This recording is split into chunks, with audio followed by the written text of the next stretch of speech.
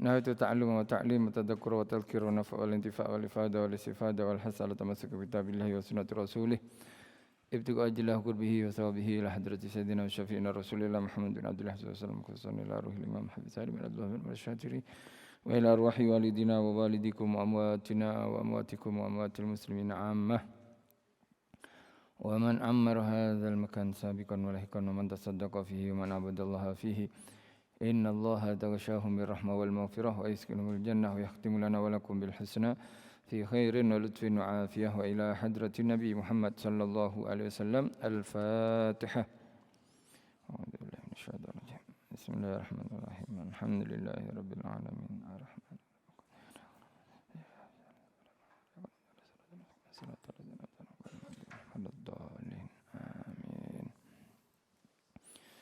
الحمد لله الذي هدانا لهذا وما كنا لنهتدي لولا أن هدانا الله. اللهم صل وسلم على سيدنا محمد مفتاح باب رحمة الله عدد ما في علم الله صلاة وسلاما دائمين بدوام ملك الله وعلى آله وصحبه ومواله ولا حول ولا قوة إلا بالله. رب اشرح لي صدري ويسر لي أمري واحلل عقدة من لساني يفقهوا قولي أما بعد. Yang dimuliakan oleh Allah Subhanahu wa taala, muslimin muslimat, tuan-tuan puan-puan rahimakumullah. InsyaAllah pada pagi hari ini kita teruskan pengajian sirah baginda Nabi Muhammad sallallahu alaihi wasallam dengan kita mengkaji kitab Ar-Rahiqul Makhtum, yang mana akhir sekali kita kongsikan mengenai peristiwa perkahwinan antara baginda Nabi Muhammad sallallahu alaihi wasallam dengan Saudah binti Zamah, yang mana perkahwinan tersebut berlaku di tahun ke-10 kenabian selepas meninggalnya Sayyidina Khadijah. Akhirnya Rasulullah oleh saudara atau oleh kawan rapat Sayyidina Khadijah ditawarkan untuk menikah lagi dengan seorang perempuan bernama Saudah binti Zamah, sehinggalah Nabi menikahinya dan Nabi berkekalan bersama beliau isteri satu selama tiga tahun sampailah hijrah nantinya Saudah dengan Nabi ini ke kota Madinah. Dan kita masuk pada fasal yang ke-15 mengenai kekuatan, kesabaran dan kecekalan. Jadi fasal yang ke-15 muka surat 191 mengenai rahasia. Di sini musannif penulis nak menyimpulkan kekuatan apa yang ada pada diri para sahabat ni sampai mereka sanggup menanggung penyiksaan dan kezaliman yang mereka alami, dan juga kesabaran mereka ke atas dakwah Rasulullah sallallahu alaihi wasallam. Dalam membincangkan hal ini, orang yang sabar pun akan keheranan. Orang yang cerdik akan tertanya-tanya sesama mereka, apakah sebab dan faktor yang membuatkan orang Islam begitu kental menghadapi penderitaan yang sentiasa memuncak? Bagaimana mereka dapat bersabar menghadapi penindasan-penindasan yang menyebabkan tubuh gemetar dan mengguncang perasaan apabila mendengarnya? Memandangkan adanya persoalan-persoalan ini bermain-main dalam benak fikiran, maka berikut akan dihuraikan sebagian faktor dan punca-punca kepada semangat kental tersebut. Ini rahasia kekuatan keimanan para sahabat yang disimpulkan oleh penulis di sini. Yang pertama adalah rahasianya keimanan kepada Allah. Keimanan kepada Allah. Ini kunci yang paling penting sudah, iman kepada Allah Subhanahu wa taala. Apa saja yang diperintah oleh Allah, mereka percaya itu baik bagi mereka. Apa saja yang dijanjikan oleh Allah, mereka yakin pasti akan mendapatkannya. Sebab kalau kita melakukan sesuatu tanpa ada kepercayaan, tanpa percaya, ya kita lena-lena saja buat tu. Iya ke dapat macam tu. Tapi kalau dah percaya, iman ni kan arti dia at-tasdiq, mempercayai dan membenarkan. Baik, keimanan kepada Allah. Faktor utama kepada kecekalan orang Islam adalah keimanan semata-mata kepada Allah dan mereka mengenal Allah dengan sebenar-benarnya. Maknanya kalau kita nak kuat imannya, ya ini kita kena cari. Cari sesuatu yang dapat kita mengenal Allah Subhanahu wa taala dengan sebenar-benarnya. Dikatakan dalam Zubat tu, fakum minal imani fi mazidi wa fi safa'il qalbi da tajdidi.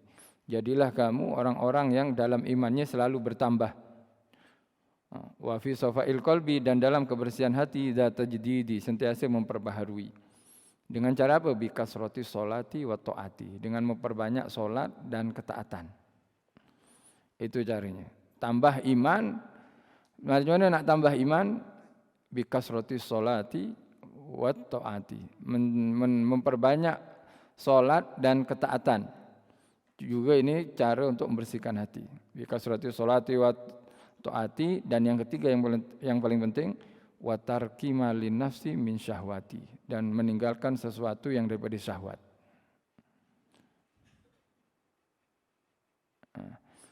Tiga ini bila kita mampu melaksanakan, Masya Allah, insya Allah bersih hatinya, bertambah kuat imannya.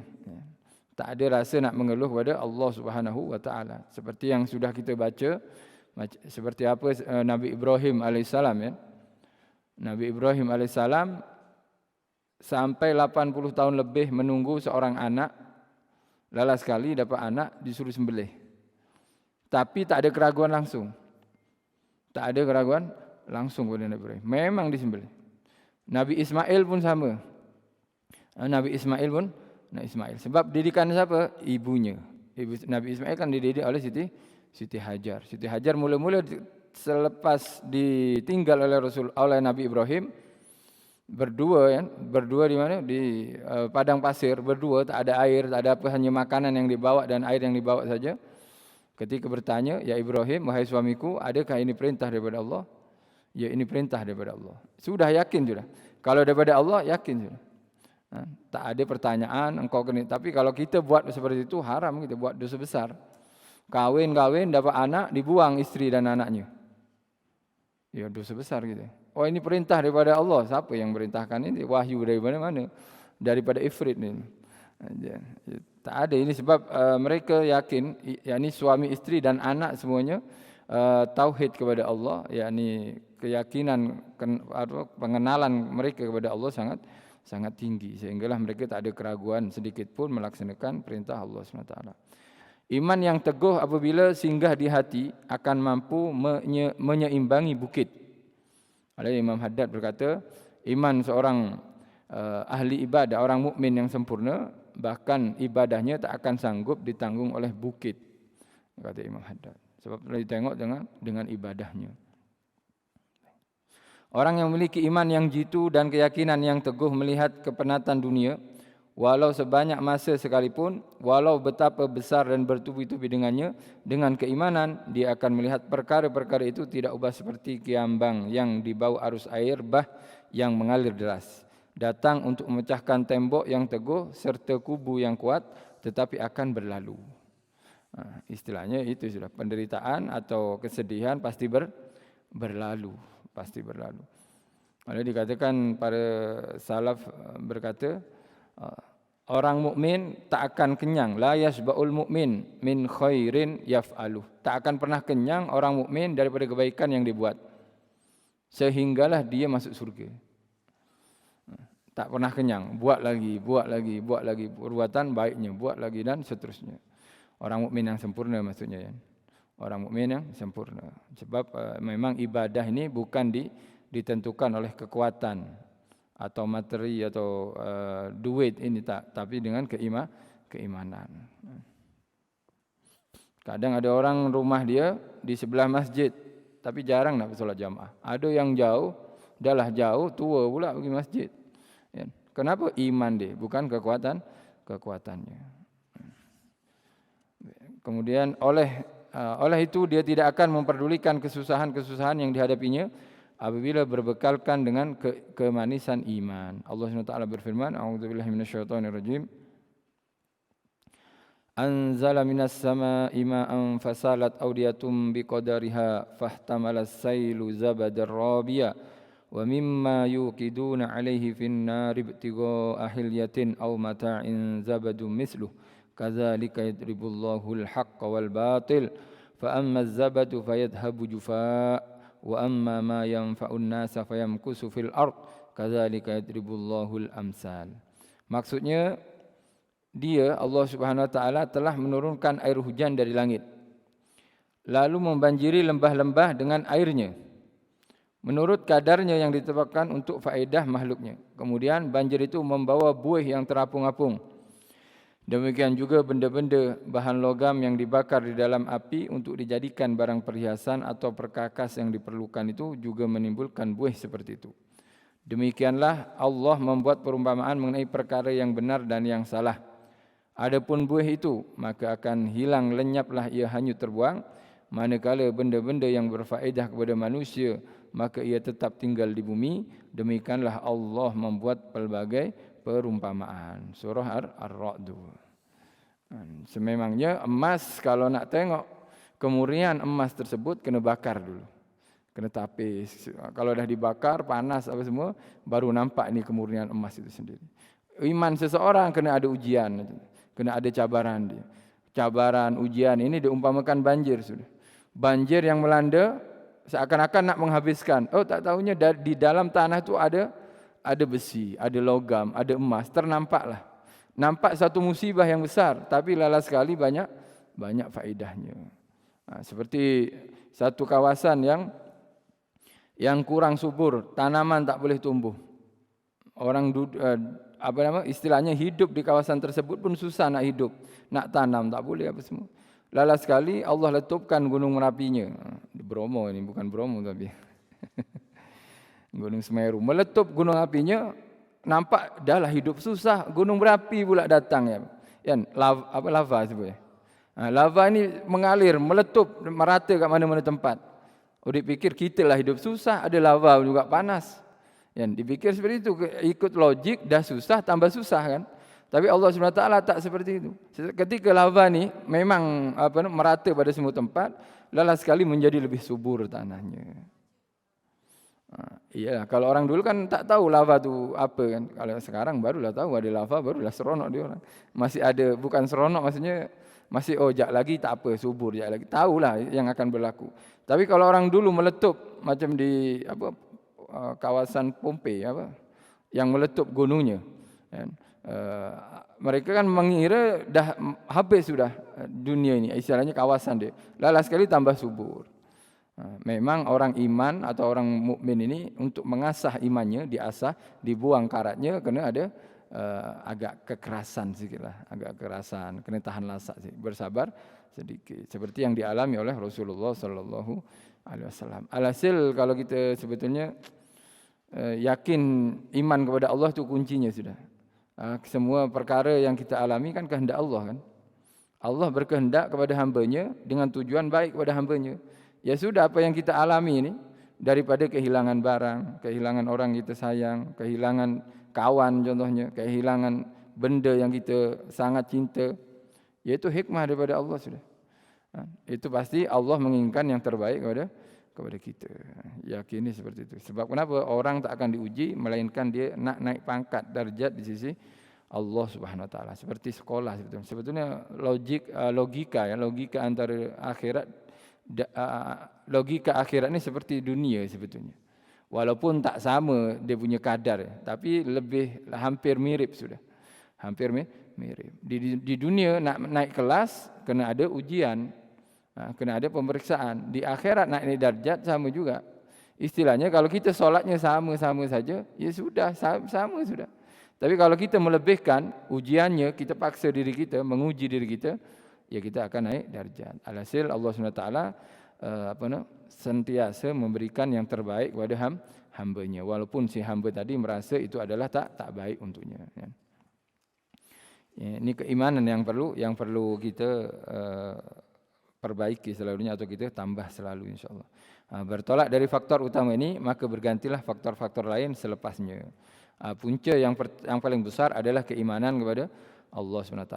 Akhirnya dengan iman yang kuat, maka mereka percaya kepada kepemimpinan yang diterima sepenuhnya. Hidup ini memang perlu ada pemimpin. Satu negara tak ada yang memimpin negara, rusak negara itu. Bila satu negara tak ada pemimpin, ya memang rusak sudah. Orang mencuri harta jirannya, nak repot kepada siapa gitu? Kena ada polis. Polis kena ada yang mengatur. Perlu ada kepemimpinan. Dan di zaman tersebut adalah pemimpinnya Rasulullah Sallallahu Alaihi Wasallam. Rasulullah yang beri hukuman. Rasulullah ini buat macam ni, dihukum oleh Nabi. Ada yang memimpin. Kalau tak ada pemimpin, ya sudah macam hidup di zoo sudah atau di hutan. Ya, dia hidup di hutan, hukum hutan, hukum rimba disebut. Ya. Suka hati sudah, suka hati. Nak ambil sana, nak ambil sini. Baik, kepimpinan yang diterima sepenuhnya. Rasulullah SAW merupakan seorang pemimpin tertinggi bagi umat Islam. Malah bagi umat manusia seluruhnya. Rasulullah SAW memiliki kepribadian yang luhur, jiwa yang sempurna serta akhlak yang mulia. Perawakan yang baik dan sifat Rasulullah SAW yang pemurah menyebabkan hati-hati manusia tertarik kepada baginda Sallallahu Alaihi Wasallam, sehingga mereka sanggup berkorban mempertahankan baginda Sallallahu Alaihi Wasallam. Istilahnya memang Rasulullah kalau nampak dilihat sudah jelas sudah. Zahirnya menarik Rasulullah ini. Bila orang melihat Nabi ya sudah tak akan berpaling daripada Rasulullah Sallallahu Alaihi Wasallam, terpukau dah. Ya memang Rasulullah indah ya.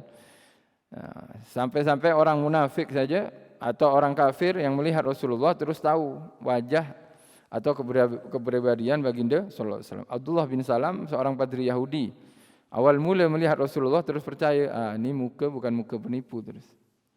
Jadi yang dikatakan pasti betul dan benar adanya. Oleh sebab Abdullah bin Salam ini masuk Islam nanti. Padri Yahudi yang masuk Islam. Baik. Kesempurnaan yang dimiliki oleh Rasulullah SAW tidak pernah dianugerahkan kepada sesiapa pun. Rasulullah SAW memiliki nilai kemuliaan, kebaikan dan keutamaan yang paling tinggi darjatnya. Jadi dia mulia, baik, dan levelnya adalah paling tinggi dalam kemuliaan dan keutamaan tadi. Kelembutan, Rasulullah lembut dalam menghadapi sesuatu. Amanah, lembut baginda Nabi. Sampai ada orang yang kencing di masjid itu kan Rasulullah tak terus marah kan, suruh biar sahabat dan tidak menghalau, sebab kalau dihalau ya merata nantinya. Bahkan Nabi pernah juga kena prank istilahnya oleh Nuaiman tu, kalau bahasa sekarang mungkin prank kan. Tapi lembut baginda ni. Jadi Nuaiman ni ceritanya nak bagi hadiah pada Rasulullah. Cerita ni sebetulnya masyhur sudah. Jadi dia nak bagi madu. Orang Arab masukkan madu. Akhirnya Nuaiman pergi ke penjual madu. Ambil berapa madu ni? Kata Nuaiman. Madu ni sekian dirham. Oh baik, saya ambil dulu ya. Nanti ada orang bayar. Kemudian dibawa ke majlis Rasulullah. Dibagi ke Rasulullah. Ya Rasulullah, ini hadiah untuk baginda. Oh Masya Allah, Alhamdulillah. Terima kasih Nuaiman. Diminum. Rasulullah bila dapat hadiah di depan sahabat bukan dimakan sendiri, dibagi kepada yang lain. Tak lama kemudian Nuaiman datang balik. Ya Rasulullah, madu tadi itu saya belum bayar. Ini penjualnya. Tolong bayarkan. Kan kena prank macam ni. Akhirnya Rasulullah tak marah, engkau kurang, tak ada macam tu. Sahabat siapa yang bawa duit, bayar. Ya sudah, kongsi. Kan banyak kali kena dengan Nuaiman. Dia bukan sakat Nabi yang kena, para sahabat kena. Para sahabat pun kena dengan Nuaiman ini. Cerita yang masyhur. Sahabat yang lurus hatinya. Banyak. Alhasil sifat Rasulullah lembut, tak marah, sebab macam mana ya? Dia niat baik, tapi tak ada duit. Sama juga ada tetamu Nabi bawa unta, kata Sayyidina Abbas. Nuaiman tu unta tu besar kan? Itu kalau sembelih dagingnya banyak tu. Nabi kalau bagi daging ni pasti suka. Iya ke? Berani ke sembelih? Disembelih oleh Nuaiman. Disembelih. Tamu tu keluar daripada rumah Nabi, tengok unta dah tak ada kan. Wah, akhirnya ditanya oleh sahabat tengah duduk Sayyidina Abbas, siapa buat benda ni? Nuaiman ya Nabi. Lari Nuaiman. Lari menyorok. Kemudian tanya pada orang kebun, orang kebun ada di kebun. Nuaiman lari ke arah mana? Dikejar oleh Rasulullah. Kata jumpa ke tukang kebun. Fulan, nampak Nuaiman? tak nampak ya Nabi, tapi dia tunjukkan macam ni. Tak nampak, saya tak nampak, kan depan dia tak ada. Tak nampak ya Rasul, tapi dia tunjuk macam ni. Oh, dia duduk di bawah jembatan, apa nama, longkang apa sebut? Bukan longkang kalau sawah tu. Di kebun, diparit, masuk dalam air. Ditarik telinganya oleh Nabi kan. Kenapa kau sembelih unta apa nama? Unta tak tetamuku. Bukan saya ya Rasulullah, saya disuruh sahabatmu tu, Abbas dan kawan-kawannya. Saya nak bagi hadiah saja. Tapi akhirnya Nabi yang mengganti sifat Rasulullah. Macam mana orang tak suka orang seperti ini? Orang selalu buat baik, suka bagi. Kalau memberi pun tak berfikir, tanpa fikir, tak ada takut miskin istilahnya. Rasulullah bila dah bagi tak takut miskin langsung, tak berfikir. Ya. Orang bagi berapa biji kurma dan anggur saja dibalas dengan emas, barang kemas yang satu genggam macam ni diberikan. Ni ambil suruh balik. Ketika Nabi mendapat harta ghanimah. Itu sifat baginda Nabi. Akhirnya para sahabat yakin sudah Rasulullah ni baik, betul-betul utusan Allah. Istilahnya nak berkorban kepada dia ni tak akan sia-sia sudah. Tak akan sia-sia. Itu iman pada sahabat. Lembut, amanah dan kebenaran serta semua jalan kebaikan yang ada pada Rasulullah SAW tidak pernah diragui oleh para musuhnya. Apatah lagi oleh para pecinta dan teman-teman Rasulullah SAW. Tiada sebutir pun perkataan yang keluar daripada mulut Rasulullah melainkan orang segera meyakini kebenarannya. Senang. Baik, pernah 3 orang Quraisy secara sembunyi dari pengetahuan sesama mereka berkumpul untuk mendengar Rasulullah membaca Al-Quran. Mereka menyorok ni. Orang Quraisy ini maksudnya kafir Quraisy ya. Ini kafir Quraisy ini salah satunya Abu Jahal. Jadi mereka ini tak percaya, benci kepada Rasulullah, memerangi kepada muslimin, ya. Bahkan mereka akan menghentikan dakwah baginda Nabi. Tapi ketika Nabi baca Quran tengah malam ya, ini buktinya Nabi ini solat tahajud, bukan setakat solat tahajud, baca Quran ketika malam. Akhirnya mereka juga mengendap-endap secara bersembunyi mendengar bacaan Nabi. Ada 3 orang dikatakan mendengar bacaan Al-Quran Rasulullah SAW. Namun rahasia itu akhirnya telah diketahui dalam kalangan mereka bertiga. Salah seorang daripada mereka berkata, Abu Jahal. Jadi bila dah malam dia tahu Nabi baca Quran. Jadi yang dibaca itu boleh dirasai oleh Abu Jahal tu. Kenikmatan, yakni arti kandungan dalam Al-Quran itu boleh dirasai. Sebab Abu Jahal kan orang Arab kan. Al-Quran bahasa Arab, jadi dia faham. Kemudian bukan bahasa Arab, bukan orang biasa. Abu Jahal ni bukan Arab biasa. Tapi sastrawan. Apa sastrawan? Ya ahli sastra, ahli bahasa. Jadi susunan-susunan yang dibaca Nabi itu bukan susunan manusia sudah. Ya tahu sebab Abu Jahal kan bangsawan kan. Orang bangsawan tu belajar. Orang belajar istilahnya pendidikan dia memang bukan di orang biasa sudah. Pendidikan, taraf pendidikan dia lah lain. Salah seorang daripada mereka berkata kepada Abu Jahal.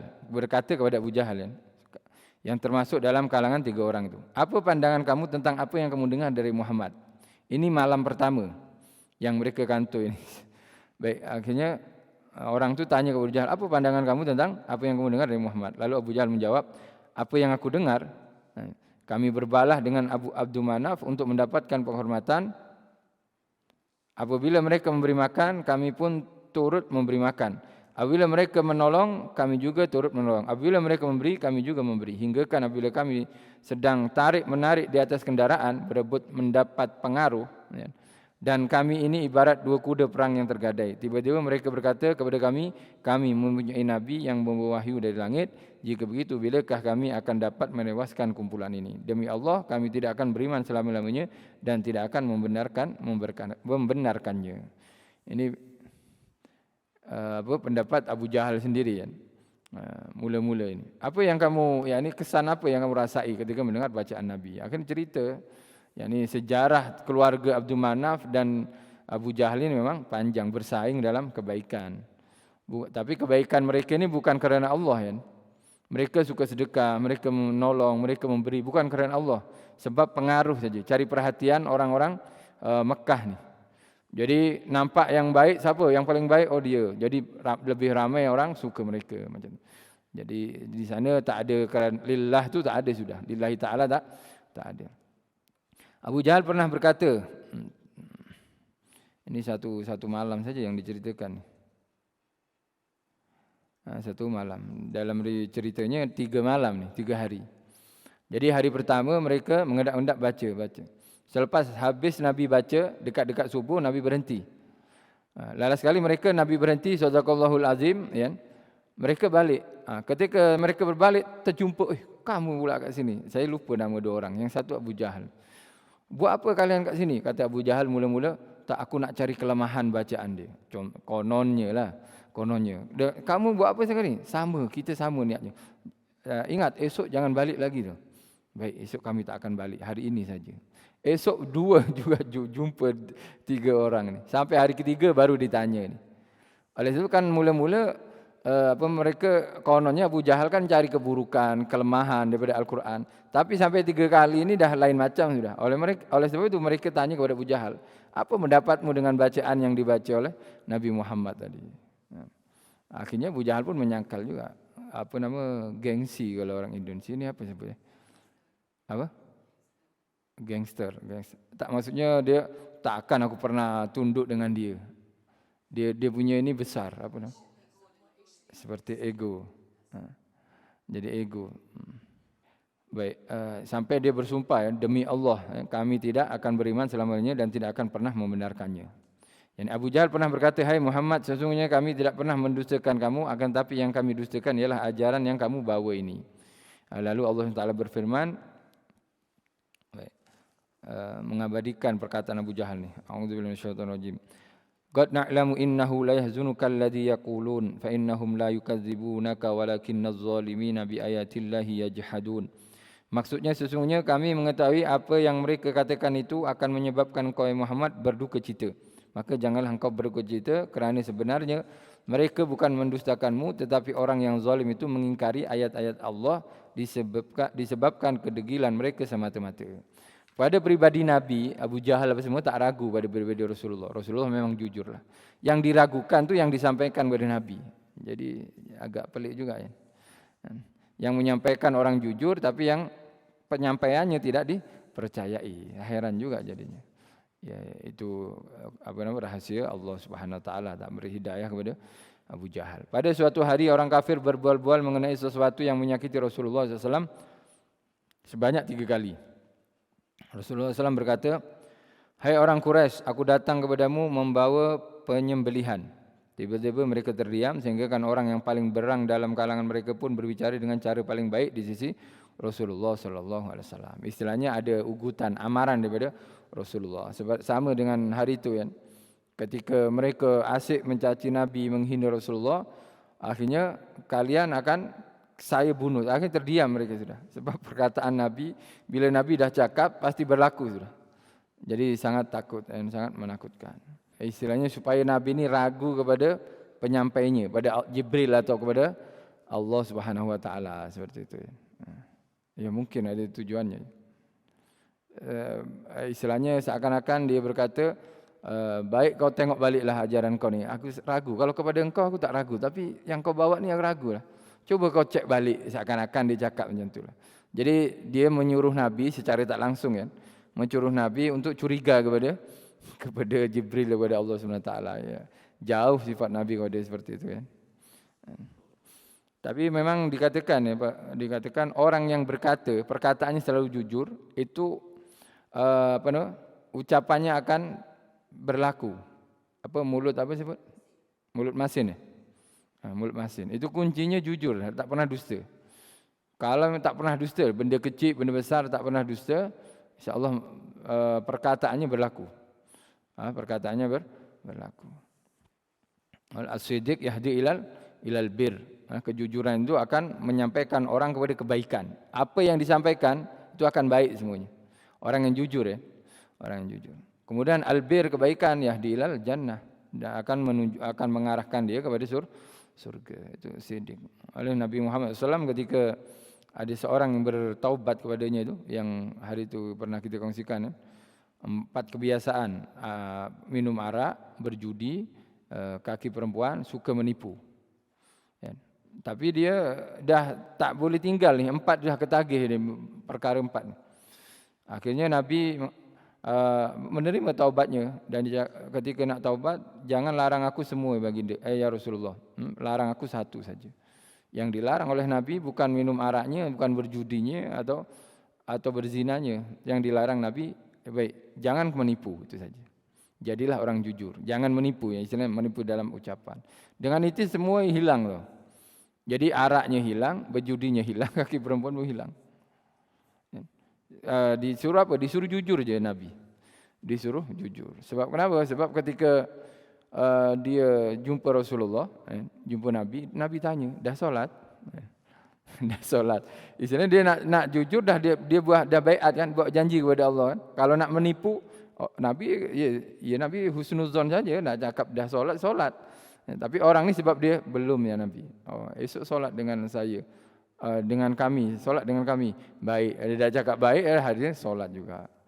Ketika nak berjudi pun, nak berjudi nanti Nabi tanya pula. Dari mana? Masih main judi ke kan? Kan Nabi kalau tanya, takkanlah dia tipu, tak saya dah berhenti kan, tak mungkin aja tu. Jadi jujur, sebab jujur tu dia tak jadi. Nak perempuan pun tak jadi. Nak minum arak Nabi, nanti jumpa Nabi ditanya pula minum arak lagi, mabuk ke apa kan. Akhirnya dengan sifat jujurnya dia takut semuanya. 4 terus hilang. Memang jujur ini kunci kan, kunci satu segala kebaikan. Baik. Apabila orang Quraisy mencampakkan uri unta ke atas Rasulullah SAW ketika Rasulullah sedang sujud, Rasulullah mendoakan kebinasaan buat mereka. Tiba-tiba mereka berhenti ketawa dan timbul kebimbangan dan kegusaran dalam hati mereka. Mereka yakin bahawa mereka pasti akan binasa. Yang melemparkan tersebut juga dah ketakutan sudah. Kena panah kan orang tersebut, kena panah badannya tapi merasa dah teruk sangat kematiannya. Sebab percaya dengan ucapan baginda Nabi Muhammad SAW. Baik. Rasulullah SAW pernah mendoakan kebinasaan kepada Utbah bin Utaibah, ke atas Utaibah bin Abu Lahab. Utaibah sentiasa meyakini bahawa padahnya akan sampai, sehingga bila dia melihat seekor singa, dia pun berkata, demi Allah Muhammad membunuhku sedang dia berada di Mekah. Ketakutan terus. Utaibah bin Abu Lahab ni, ya sepupu dia maksudnya, sepupu baginda maknanya. Abu Lahab kan pakcik Nabi kan. Ubay bin Khalaf mengancam untuk membunuh Rasulullah, tetapi Rasulullah menjawab, bahkan aku yang akan membunuhmu. InsyaAllah. Apabila Ubay ditikam di lehernya semasa perang Uhud, sedang dia hanya mengalami sedikit calar, ini Ubay bin Khalaf ini. Sedangkan dia hanya mengalami sedikit calar-calar di lehernya, dia berkata, dia Muhammad telah berkata kepadaku semasa di Mekah, aku akan membunuhmu. Demi Allah, kalau dia meludah kepadaku, sudah tentu aku mati. Kisah ini akan diterangkan kemudian. Ini kepercayaan kepada Rasulullah SAW. Memang kalau dah percaya susah. Memang kepercayaan sudah kunci kan. Kepercayaan. Dulu masa sekolah rendah kecil dulu, tak tahu di sini sama ke tak. Kalau sakit perut, langsung nak buang air besar, suruh ambil batu. Suruh pegang batu tu. Bila pegang batu nanti tak jadi sakit perut. Pernah buat? Tak pernah. Tak pernah. Jadi budak-budak sekolah dulu kan, jom cepat-cepat sekolah. Kan pagi-pagi selalu sakit perut juga lepas sarapan apa semua minum kan. Sakit perut, ambil batu, pegang kuat-kuat macam. Pegang kuat, genggam aja. Lepas tu hilang sakit perut. Agak-agak apa yang beri faedah tu? Batunya ke percayanya? Percayanya kan. Kepercayaannya tu. Lalu Nabi bersabda, seandainya seorang mukmin percaya kepada batu itu beri manfaat, maka dia akan dapat manfaat. Dan itu dibuktikan oleh orang Jawa di hadis ni. Walaupun hadis ini dhaif sebetulnya.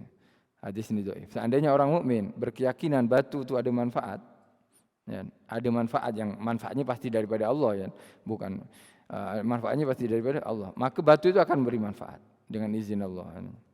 Dipegang memang hilang sakit perutnya. Kan kita selalunya kalau dah sakit perut kan kelang kabut, semakin kita sakit perut. Tapi kalau bertenang, fokus kepada batu tu, pegang. Fokus kepada ini, hilang kelang kabut dia. Ya itu yang tak sakit perut. Wallahu a'lam lah. Kalau sekarang kalau tak percaya, habis juga nantinya. Semasa di Mekah, Sa'ad bin Mu'ad berkata kepada Umayyah bin Khalaf, aku mendengar Rasulullah SAW berkata, sesungguhnya mereka, yakni orang Islam akan memerangimu. Dia terkejut dan bertekad tidak akan keluar dari Mekah. Takut terus dia. Ya, Sa'ad bin Mu'ad ini berkata kepada Umayyah bin Khalaf, ya Umayyah, Mereka ni orang Islam ni akan memerangimu tau. Dia terkejut. Tak keluar kota Mekah sudah. Apabila Abu Jahal mendesaknya untuk keluar dalam perang Badar, ia membeli seekor unta yang terbaik supaya dapat melarikan diri. Lari pula dia. Lalu istrinya berkata, "Wahai Abu Sufyan, lupakah kamu apa yang dikatakan kepadamu oleh saudaramu orang Yasrib itu?" Jawabnya, "Tidak, demi Allah aku bukan berniat hendak menyertai mereka kecuali dekat sahaja." Tak nak dekat-dekat. Begitulah perihalnya musuh Rasulullah terhadap Rasulullah sallallahu alaihi wasallam. Sedangkan para sahabat dan pengiring-pengiring yang bersama-sama Rasulullah bagaikan satu roh dan jiwa. Rasulullah bagaikan hati dan mata mereka. Kecintaan yang tulus memancar terhadap Rasulullah SAW bagaikan air yang mencurah-curah ke cerunnya. Setiap jiwa tertarik kepada baginda Nabi, kepada Rasulullah SAW bagaikan tertariknya besi kepada magnet. Dalam satu syair, maka rupa baginda itu adalah hayula, yakni asal bagi tiap jisim, hayula, dan magnet-magnet bagi hati semua orang.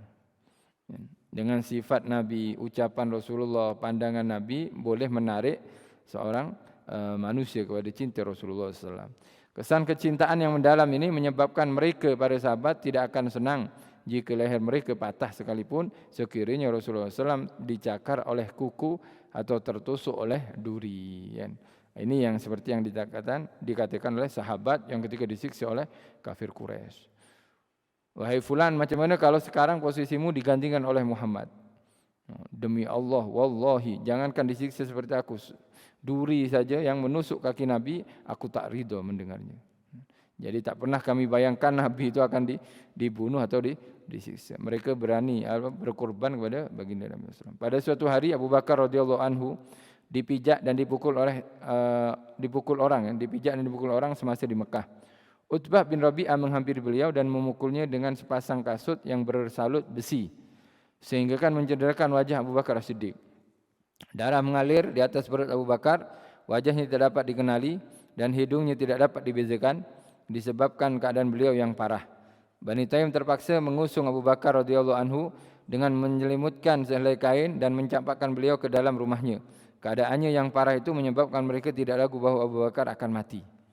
Ini siksaannya bukan jalan-jalan, memang dipukul betul-betul. Namun pada sebelah petangnya Abu Bakar As-Siddiq mula berbicara. Beliau bertanya, apakah yang diperlakukan terhadap Rasulullah sallallahu alaihi wasallam? Mereka menutup beliau dan berkata kepada ibu Abu Bakar, Ummul Khair nama dia. Nama ibu Abu Bakar Ummul Khair, ibu kebaikan, ya. Gelaran dia. Ummul Khair. Mereka ni berkata kepada Ummul Khair ni, perhatikan dia dan berikan dia sedikit makanan atau minuman.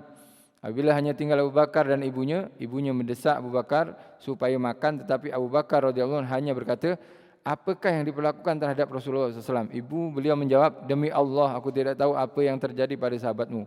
Abu Bakar berkata lagi, pergilah wahai ibu kepada Ummu Jamil binti Al-Khattab dan tanyakan dia tentang Rasulullah SAW.